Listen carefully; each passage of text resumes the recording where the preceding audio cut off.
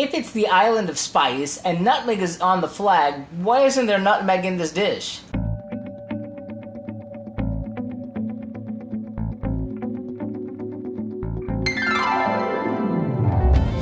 Welcome back to Cliffieland. This is week in country number 67 on our second attempt of cooking the food of every country in the world, and tonight we're up to the nation of Grenada. Grenada is a collection of islands with one primary one, located in the Caribbean Sea. It's located northwest of Trinidad and Tobago, northeast of Venezuela, and southwest of St. Vincent and the Grenadines. It is known as the Island of Spice. In fact, your nutmeg probably came from Grenada. Curiously though, not a lot of Grenadian dishes that I found happen to have nutmeg in them. The food and culture of Grenada is very similar to that of the rest of the British Caribbean in that it's an odd mix of French and British and African and Indian influences, and that's also evident in the food, and specifically in the dish that we're doing tonight, which happens to be the national dish of Grenada, and it is called oil down. Although I do understand it may be pronounced oil down. Let me know if I'm wrong on this. This is a layered dish with a whole lot of different items, including a very specific one, and that is breadfruit. Breadfruit is a high-starch fruit which originated in the South Pacific. When cooked properly, it does have a flavor that is sort of like bread or sourdough to be specific. The British and the French discovered it in the South Pacific and figured it would be a cheap and high-energy way of getting a food source to its slave and indentured servant laborers throughout their colonies in the Pacific and the Caribbean. And as such, it became a staple of the cuisines of those different places. And it's a key ingredient in oil down. Being Puerto Rican, I am very familiar with breadfruit. We call it pana. However, before I cooked this dish 4 years ago, I had never actually tasted it before, much less cooked it. So let's see how things went when we did that.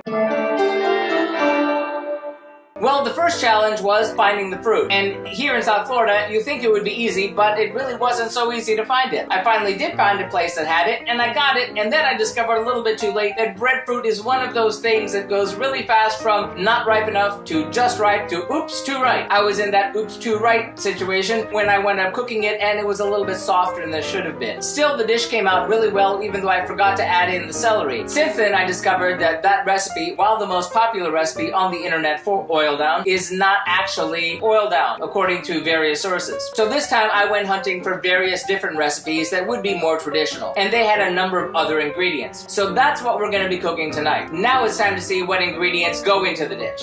For our oil down, we'll need 1 large breadfruit cut into 6 to 8 pieces, removing the center core and cut into half-inch slices. 8 ounces of salted meat. You can use salted beef, salt fish, salted pigtails, etc. Soaked overnight. 1 to 2 pounds of chicken parts. 4 green bananas peeled and rinsed. 2 carrots chopped. 3 scallions chopped. 1 onion quartered. Half a cup of celery leaves. Half a cup of chopped celery. 1 chopped and seeded red bell pepper. 1 chopped and seeded Scotch bonnet pepper, or hot pepper of your choice.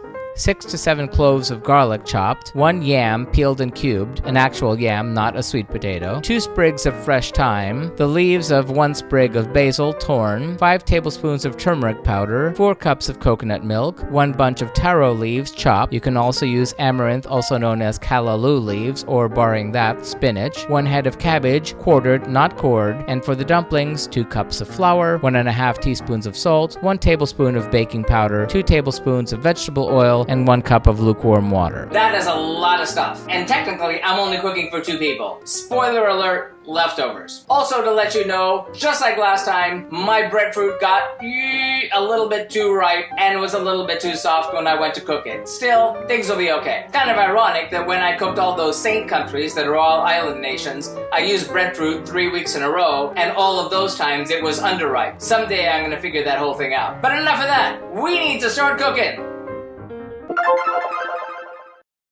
First, boil the salted meat for 20 minutes to an hour and then drain. Then make the dumplings.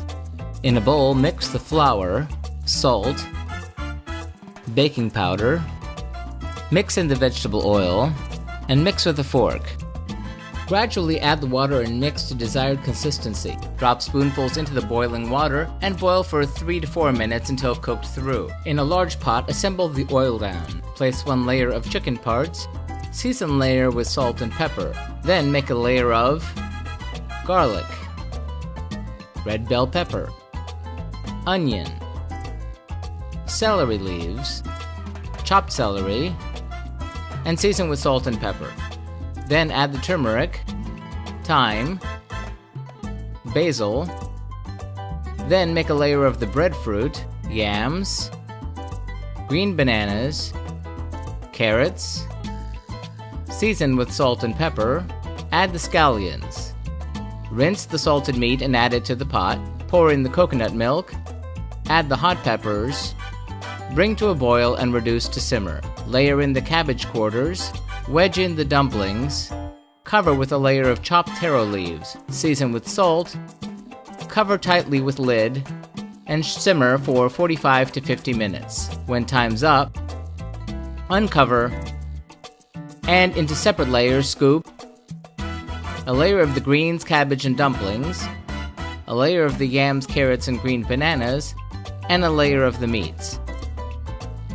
For servings, plate a layer of the meats, a layer of the starches, and a layer of the greens and cabbage. Wipe plates and serve.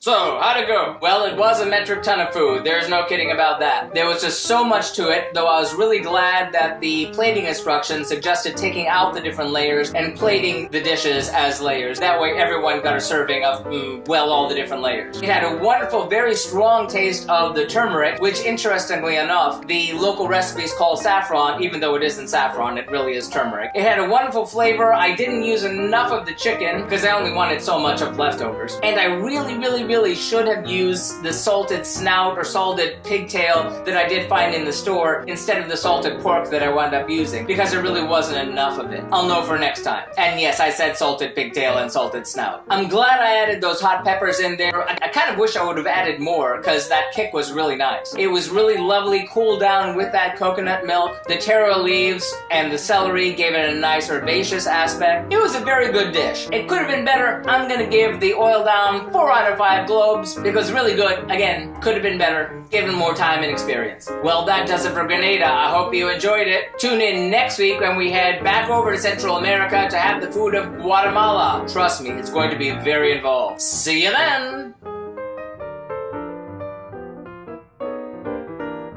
And remember, if you'd like to see our streams live when they happen every Tuesday night, be sure to follow us on Periscope or Facebook Live. Like and subscribe if you'd like to be advised when these videos are posted. If you have any thoughtful feelings or helpful suggestions about the food I'm cooking, please feel free to sound off in the comments. Remember, links to the original recipes can be found in the About section. And if you like what you see, share it. It would be nice. Till next time, thanks for watching and happy eating!